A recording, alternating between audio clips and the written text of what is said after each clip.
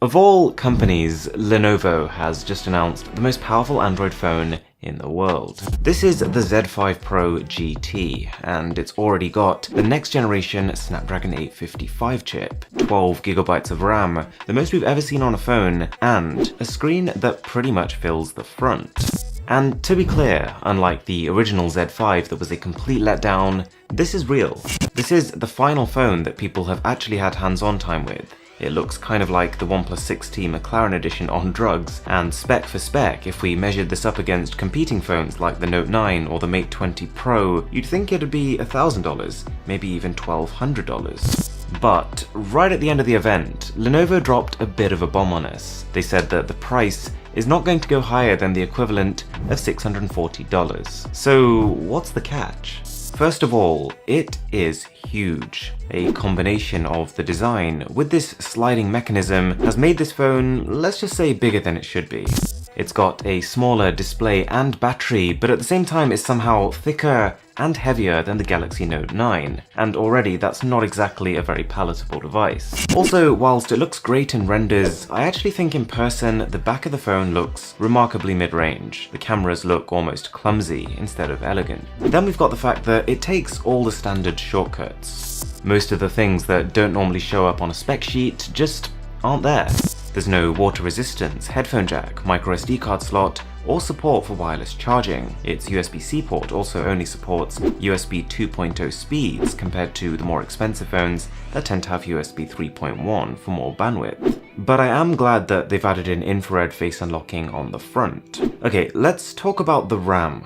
The top tier version of the Z5 Pro GT has 12GB of RAM, which is great, but also I think it's there for the wrong reasons. I think Lenovo wants people to look at this figure and just assume their phone will be twice as powerful as someone's current 6GB RAM device. But that's not the case. RAM prices right now are lower than they've been in a while, and so piling on 12GB into this phone is not the most expensive move. But here's the thing, on Android right now you will struggle to use even 6GB. You could argue that having 12GB is going to help to future-proof the phone, but the problem is that by the time Android can properly take advantage of that amount of RAM, the rest of the hardware and software, knowing Lenovo's update cycle, is going to be out of date. Extra RAM isn't exactly going to hurt the phone, but at the same time it's just a little annoying that it's being used as a hype tool as opposed to something that will actually increase performance. Then we've got the fact that the camera sucks. Probably.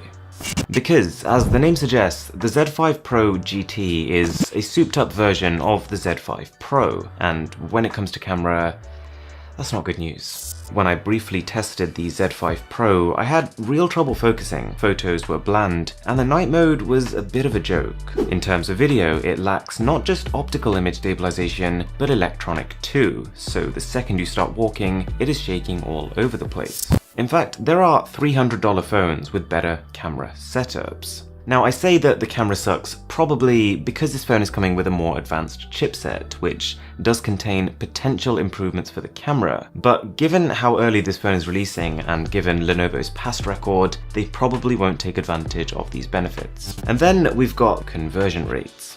You see, the problem with these Chinese phones is that when they're sold in other countries, due to a combination of tax and also consumers that are just willing to pay more, these phones end up costing more. For example, Xiaomi's Mi Mix 2S. When you convert the Chinese price, it comes to £370 in the UK, and yet the actual end retail price over here is $519. So if we did the same calculation with this $640 figure we have, I reckon you won't actually be able to buy it from a physical store at less than $800. Now, I know the angle of this video sounds pretty negative, but I do want to emphasize I'm actually excited about this phone, but the point of the video is to be cautiously optimistic, not blindly optimistic.